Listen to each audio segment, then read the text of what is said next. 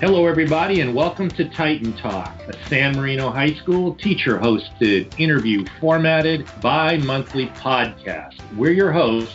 I'm Peter. And I'm Andrew. And this is a podcast where we highlight two kinds of educators. Those who have something of value to say in regards to teaching, learning, testing, and wellness, and those who have a personal story worth sharing. Thank you all so much for joining us today for episode 4 of the SMHS Titan Talk podcast. Also joining us today is San Marino High School cheer coach Elizabeth Angiuli. Elizabeth, maiden name Haralambos, is a graduate of Valentine Elementary School, Huntington Middle School, and San Marino High School class of 2009. While at San Marino, Elizabeth was a 3-year member of the Titans cheerleading team, having first cheered for the school as a sophomore. At the same time, she was also a member of a private competitive team, the Pasadena-based Victory Cheer Company, which brought her to the World Championship twice before she even graduated from SMHS. From SMHS, Elizabeth moved on to Loyola Marymount University, where she thought for sure she would enjoy at least another 3 years of cheerleading, but instead found herself, within a matter of a few short months, losing interest in cheerleading. 3 months later, at age 22, and while completing her first year of graduate school at USC, Elizabeth received a phone call from a friend with news that SMHS was looking for a cheer coach. Elizabeth applied, and since 2014, she's been working at a job she loves dearly, and that you will probably say at the end of this interview, she was destined for. Elizabeth is here with us today to detail the story of how and why she became the SMHS varsity cheer coach. It's a wonderful story with many twists and turns, and it all begins in her sophomore year at San Marino High School. So without further ado, our interview with Elizabeth Angiuli. Elizabeth, thanks so much for joining us today. Thank you for having me. I'm so glad that we actually get to record this. Yeah, we are too, actually. Finally, a chance. Though away from school, we want to do that in our studio. It just didn't turn out that way. But let's see what we got here. Elizabeth, my first question is this. From Andrew's introduction, it sure sounds like you loved being a cheerleader here at San Marino High School. Is that so? I did. I loved being a part of the San Marino High School tradition. I loved being with my friends and being a Titan and representing the school. I wouldn't necessarily say that sideline cheering was my passion. I liked it enough, but it wasn't that much of a challenge, I guess. So I did get bored a lot by the idea of sideline cheering. I vividly remember being really bored during football games and basketball games and being ready to call it a night, by halftime. That kind of surprises me to hear, but are you seriously saying that there was never a football game here at the high school that you truly enjoyed? Is that what you just said? No, I will say I loved the really, really good games where, it was heated, but that wasn't necessarily from a cheerleader's perspective. That was more from just an excited fan's perspective. And to that point, actually, there was a game where I was injured and my coach let me, rather than sitting on the bench, she let me just stand in the stands with my friends. And that was easily the most fun game because I wasn't on the job. It was just fun being with my friends and being a regular attendee to a game. Wow. Elizabeth, you were the cheerleading captain. SMHS cheerleading team captain, isn't that right? I was, yes. The senior year, is that it? Yeah, it was my senior year. I was the only junior on the Gayl squad my junior year. It was me and 15 seniors. So then by the time it was my senior year, I was the only returner. So it was kind of, I guess, an obvious thing that I would be captain. You got something out of cheerleading, but it wasn't quite your cup of tea. Did you ever think about quitting and trying something else? I'm just curious, why continue with it? No, for me, it was less about the traditional cheerleading than it was about the Titan tradition and the Friday night lights. And of course, I was with my friends and I was really proud to be a second generation San Marinian and Titan graduate. So I was really proud to be a part of the community and the tradition in the school. And it was definitely my way to involve myself on campus. I wasn't going to be in student body, student leadership or anything. It was definitely my way to be a Titan and be a part of the tradition. And I was also good at it. So it just seemed like the obvious choice. Elizabeth, you said that you also were a member of a private competitive team, the Victory Cheer Company. Did you enjoy cheering for them as well, or would you rather have been on the sidelines at San Marino High School? Oh, no, Victory was definitely my passion. It was competitive, and Victory had my heart and soul. I think it was my junior year, I did the math, and I was cheerleading at least 20 hours a week every week. So, Victory had my heart, and in a way it still really does. So what do you like about cheering for Victory as opposed to cheering at the high school? I don't even understand all this stuff about cheer. To me, cheer is cheer, but what is the difference, and why did you enjoy Victory so much? So high school cheerleading in the most traditional way, and that's the way that San Marino has it, it's sideline cheering, where it's exactly what you think. We cheer from the sidelines in support of another team. All-star cheer or competitive cheer is kind of the more like bring it on, what you see on TV. It's a 2.5-minute routine, and teams compete against each other. It's really intense. There's a lot of competition. It's a completely different atmosphere. Some schools do have competition teams, traditional competition teams, but of course San Marino didn't and still does not. And so I had a little bit more of a fire in my belly to be an athlete and to be competitive, and Victory was my outlet for that. It was a true competitive sports team in the same way that like a really, really intense all-star soccer team is going to be more commitment than maybe a school team or an AYSO kind of thing. It was a huge commitment. There was a huge amount of accountability and responsibility and expectation, and I enjoyed that. I needed that, and that like really gave me, it fed my passion for sure. And I loved my teammates because they were all like-minded. Everybody was there to put in 100%. We were athletes, and the atmosphere was incredible, and everybody in there, they were there 100%. Everything was checked at the door, and it was their priority. So it was nice to be with like-minded people in that sense.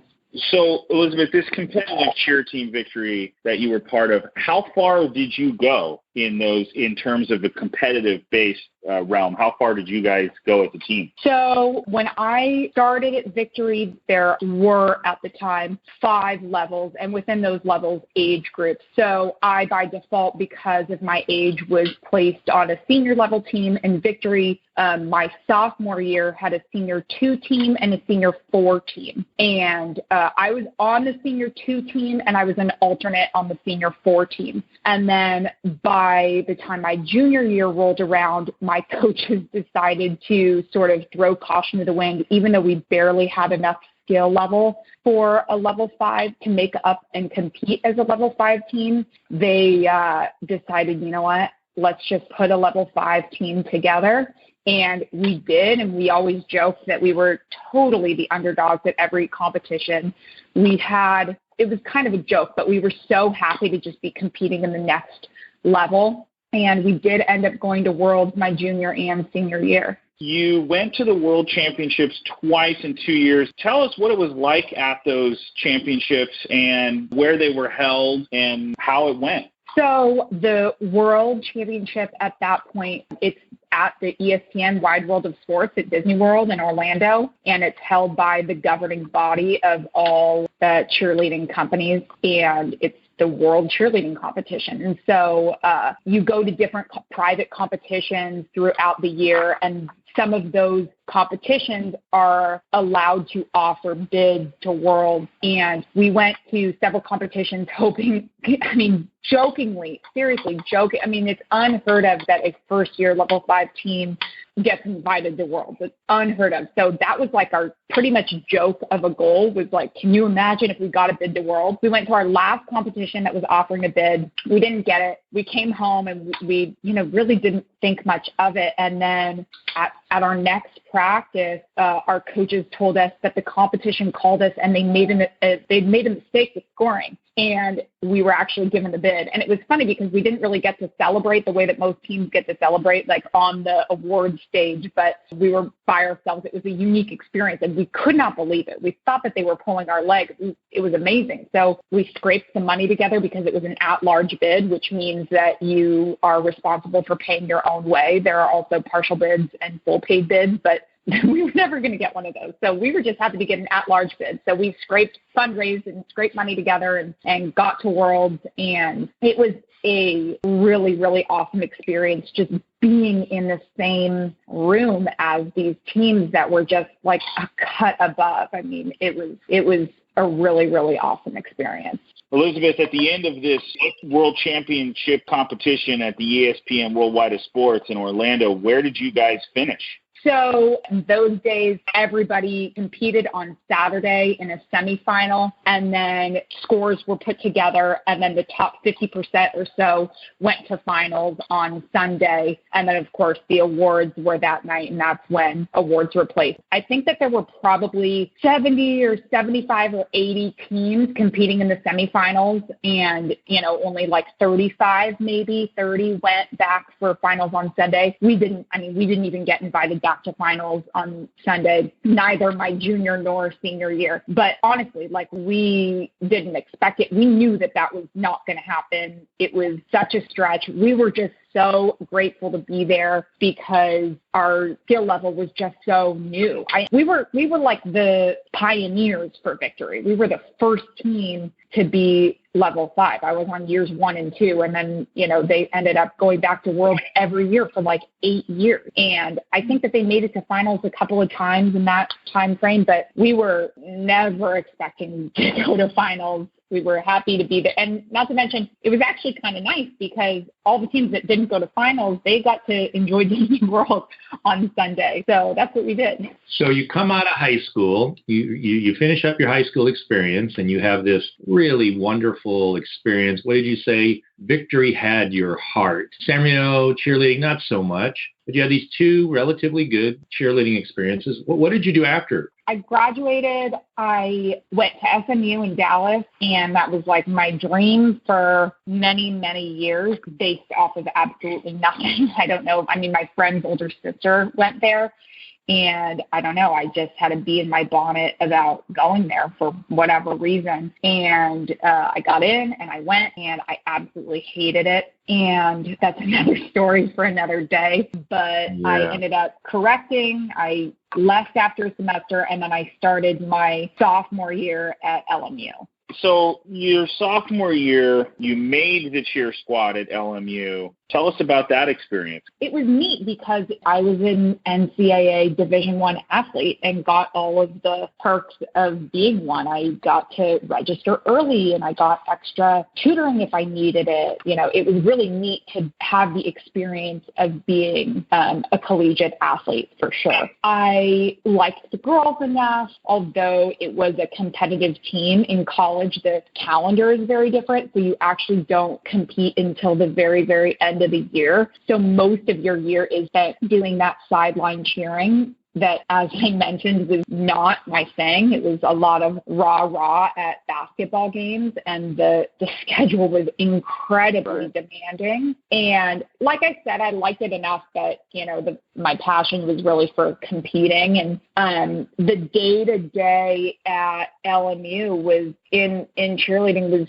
so unenjoyable. And at the end of the day, it was really came down to having a bad relationship with my coach. He was not inspiring. He was more of that dictator style of leadership rather than that inspirational style. He was not a good coach in the sense that he would ask me to put girls up in the air in the sense that he knew it was a collegiate level stunt, and this was the first time any of us had been cheering at the collegiate level, and so we'd never done these stunts before. And rather than sitting there and coaching me through it, which is what had my amazing experience with coaches had always been. It was kind of a push you into the deep end of the pool and then yell at you when you can't swim. And I felt uncomfortable because when you put somebody up in the air like that, they're really putting their lives into your hands. And I really felt uncomfortable with that if I wasn't confident in being able to keep her safe and execute the set safely. And it was ongoing. It was consistent. There was yelling and screaming and threat, and it was just not a good environment. And I had come from this loving and nurturing and inspiring environment at Victory with the girls and the coaches that it was really sad that was kind of my last note to cheer, was that I needed to get out of there. I was so uninterested. It was not what I always put cheer on a pedestal, and this is not it. So you left, you quit cheerleading because of this horrible experience with this coach, but you didn't leave LMU. You continued and graduated from LMU. Isn't that right? Yeah. So I didn't officially quit the team. I finished my commitment. I finished the year out. When it came down to tryouts, a lot of the other girls actually said, because I said, you guys, I don't know if I can try out again. Like, I don't know if I can put myself through another year of this coach. And there was going to be a mass exodus. And a lot of other girls said, me neither. There's no way I can try out. And I'd wrapped my mind around that. And then about a week before tryout, the coach ended up getting fired, I'm sure because of the situation. And they were going to hire another coach, and they promised. And I think almost all of the other girls who said that they weren't going to go back and try out ended up trying out and continuing on. And I unfortunately was just soured enough on the situation. And I really, really found my place in my sorority and wanted to take up a leadership position in my sorority that I figured, you know what, I'm just going to stick with my decision not to try out again and take a deep dive into my sorority. And that's what I did. And yeah, I ended up staying and graduating on time despite transferring and changing my major and adding a minor. And yep. And LMU, other than cheerleading, turned out to be a good experience. Is that the point you just made there? Yeah, it was absolutely fabulous. I found my home in my sorority. It was such a great school in the sense that it was, I grew up in San Marino. I was used to sort of, especially being as involved as I was sort of used to kind of being the big fish in a small pond, and being in Greek life and being on a campus like LMU satisfied that part of my personality that needed that. But it was, it wasn't the smallest school in the whole world. I always tell people that it was a good size in that when you're walking to class between classes, you will always, every single time, see somebody that will recognize you and smile and say good morning to you or whatever. But at the same time, it was also big enough that I was still meeting people and making friends second semester of my senior year. So yeah, it was a really great school. It was a great experience. LMU was definitely a win for me. All right, Elizabeth. So you liked LMU. You graduate from LMU. Take us on what you did after LMU, right up to getting hired at San Marino to do the coaching. Tell us that story, will you? Yeah, so I ended up going to USC for graduate school, and I kind of had a deja vu experience with SMU.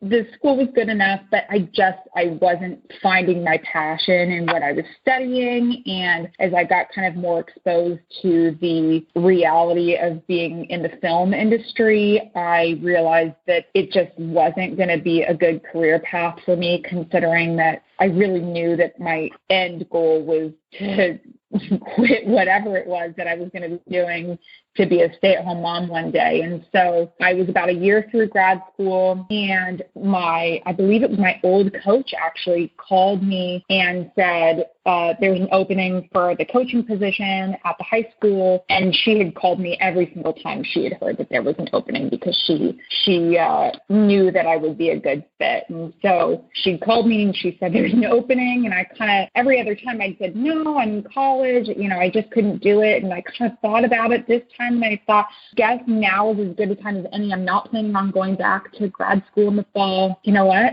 Yeah, I might as well go ahead and go for it. And so I applied, they interviewed me, and of course I took the job. So Elizabeth, you leave this prestigious USC film school everyone talks about, and you take the JV cheer coach job at San Marino High School. Is that correct? Yeah. And how old were you when you took this job as a coach? I guess I would have been 23 because, no, I would have been 23, I guess, because, I was about a year out of college. So, 23. So 23, you've been coaching now, the JV and or varsity, for how many years total now? I was 23, and that was fall of 2014.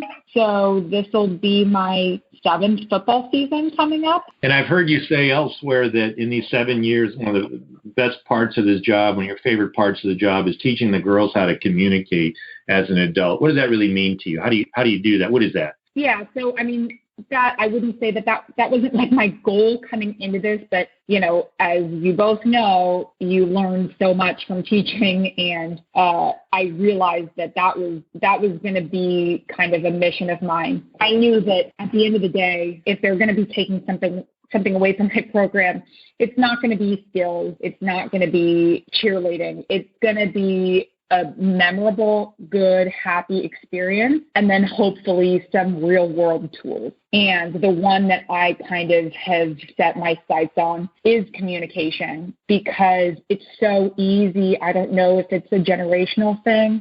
I've just noticed that these kids have a really, really hard time talking with adults and communicating. And so I always tell the girls in the beginning of the year that their commitment to me is that if something needs to be communicated to me, whether it's about their schedule or an illness or anything, it needs to come from them. Like, I don't want to hear from your parents unless it kind of escalates to that level. I expect the girls to manage their cheer life and their cheer schedule themselves. They are responsible for making sure that their uniform is clean. I don't care who does the laundry, but at the end of the day, it's their problem, and I leave that responsibility up to them. I expect them to be the ones sending me any emails. Like, I very rarely get an email from a parent, and because they know that I expect them to talk to me themselves. I really want to train the girls, because at the end of the day, once they leave for college, their parents aren't going to be able to go and walk into office hours at a professor's office. They are going to need to, put on their big girl pants and march into those office hours themselves and be confident and have the skill. It seems so basic, but the skill to be able to go in there and talk to this authority figure and this adult with some poise and some confidence. Responsibility. Yeah, responsibility. Yeah. That's right. What about the most challenging part of coaching cheerleading? I'd say the hardest part of coaching is that, with most sports, it's, a couple months of commitment. These girls are in it for a really long haul. We hold tryouts normally right around this time of year in April, and they're committed through the end of the school year. So it is a 13-month commitment, and the only breaks in that are maybe a 1.5 or 2 week break in the summer, and then like school, Thanksgiving, and winter break and spring break. That's it. And so I think that my biggest struggle is there are slumps in the year where girls get tired and defeated, and they're busy with schoolwork, and my biggest challenge is keeping morale up and motivation up. So I need to be the cheerleader for the cheerleaders, and that can be hard with teenage girls, as I'm sure you guys can vouch for. Elizabeth, how dangerous is cheer? We read about it all the time in the papers about concussions and injuries and all that, but you've been on the front lines competitively at the college level, high school level. How dangerous is it really? So what we do, what I did when I was at San Marino was, far from dangerous. It's no more dangerous than walking down the street. It's, you can, twist an ankle or whatever, right. But it really, there was not a whole lot going on. Now what we're doing is like a little bit beefier. There is more skill involved. So of course, as skill evolves, so does inherently the danger level. I've done a lot of research because, of course, my goal is to keep these girls happy and safe and healthy. And the last thing I want is an injury. And as you said, cheerleading does get a really bad rap for being a dangerous sport. And so I've done a lot of research to sort of figure out what that's coming from. And I have to say the data is pretty mixed. As far as I can tell, overall with sports, it's got a really, really low overall injury rate. The only sports that are safer are track and swimming. But where it gets tricky is that it does account for a higher proportion of catastrophic injuries, meaning, concussions and head injuries and that sort of thing. And of course, it gets only higher as the girls get older, as skills get harder and more complex. It is, of course, higher at the collegiate level than it is at the high school level. And then it's higher at the competitive level than it is at the sideline level, which makes sense. So yes, stunting and tumbling are inherently dangerous because if you're flipping or you're going up in the air, there is risk involved there, but we really do take a lot of preventative measure. I would say I personally, as a coach, am on a very, very low risk, super, super conservative in the grand scheme of other coaches. I drill foundational skills and basics like you can't believe my girls get really, really bored and frustrated, but I always tell them you cannot move on until you do this perfect 1,000 times because it's just not worth the risk. Also, what I've seen in my program, my girls have had injuries, but they're all minor, bumps and bruises, but I've never, knock on wood, never had a concussion. That's not to say that that can't happen tomorrow or whenever we start practice again. But the worst injuries I've personally seen have been at the all-star level at Victory, but nothing head injury. They've always been dislocated elbows and knees, lots of torn ACLs and meniscuses, that rotator cuffs, that sort of thing. And what about you and your cheerleading years, high school, LMU, and so on? Did you ever suffer any serious injury? I never got seriously injured. No concussions or anything, but I had a lot of more minor injuries along the way. I had a rotator cuff tear that I never really properly had diagnosed, and it only was diagnosed after it was healed, and so there's scar tissue, but there's nothing I can really do about that. It's not so bad now. What's worse is I, in collegiate cheer, when cheering at basketball games and stuff, we were on hardwood. And so I was used to cheering on a spring floor in all-star cheer. And so when I was tumbling on hardwood, my wrists really took a beating. And I've gone into orthopedic surgeons several times over the years to have them operated on and just never have. I've had ankle sprains and a broken foot and countless black eyes and fat lips. And the one thing that I always, whenever I was stunting, I said a little prayer and said, go ahead and knock my teeth out, rip my hair out, please don't break my nose. And I was lucky that never happened. That was the one thing. I was like, please just don't break my nose. And everything but. And so that's all I could ask for. Elizabeth, in listening to you, and I'm sure Andrew would say the same, it's clear you love cheerleading and you love especially coaching cheerleaders. It's there. It's so your passion. Look at all the work you've done, how you've talked, how you sounded here in the last 45 minutes or so. My question to you is, growing up, did anybody ever say to you or predict that you would become a cheer coach someday? Did anybody ever see that in you? It'd be interesting to see what my all-star coaches would say, but my San Marino High School coach, Julie Anding, she was the one who called me for the job. She was the one who called me every time the position was open. I remember vividly in high school, I don't remember what year it was, but I remember we were standing next to each other, and I don't know what the context was, but I vividly remember the words, "You'll be in my shoes one day," coming out of her mouth, implying that, I would come back and be the coach at San Marino. And I remember thinking, laughing and thinking, how on earth would you know that? What are you talking about? And yeah, here I am. You found home here, haven't you? Oh, yeah. I mean, San Marino was always my home. As I mentioned, my dad grew up here. I grew up here. I knew that I would always want to come back here and be a part of the community in some aspects. I didn't know what that meant, but I'm really, really grateful to be on campus. I love it. It is home. All my best memories are on that campus. Elizabeth, last question I have for you. What is your all-time favorite cheer? And can you give us a little bit of how it goes, maybe? That's a hard one, but I think that the most obvious answer, and my girls would probably guess this, is the cheer that goes, knock them down, roll them around, come on, defense work. Because at the pause at the end of it, I always stand up and say, work, and like the girls get a kick out of it. We have a lot of fun.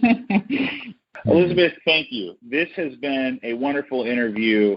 San Marino High School is really honored to have you, one of their own, working for them. And the girls are so happy to have somebody that they can relate to, who's been through the San Marino world and is coaching them now. I hear them tell me all the time how much they love it. It's such a popular thing. It's great to have this story from you, and I personally appreciate you being on this podcast with us. So thank you so much. Yeah, let's do that. And Elizabeth, and I want to thank you for detailing this whole story for us. I think all of us educators probably have similar stories of starts and stops and twists and turns. And it certainly sounds like that path has led you to the place where you need to be. It was wonderful hearing all about it. Thank you for sharing. Absolutely. Thank you guys so much for having me. Yeah, cheer has really become my me time away from home and kids and everything. So I love it. I'm grateful for the job. And thank you so much for letting me share. We both look forward to seeing you at the first game next season. Absolutely. See you there.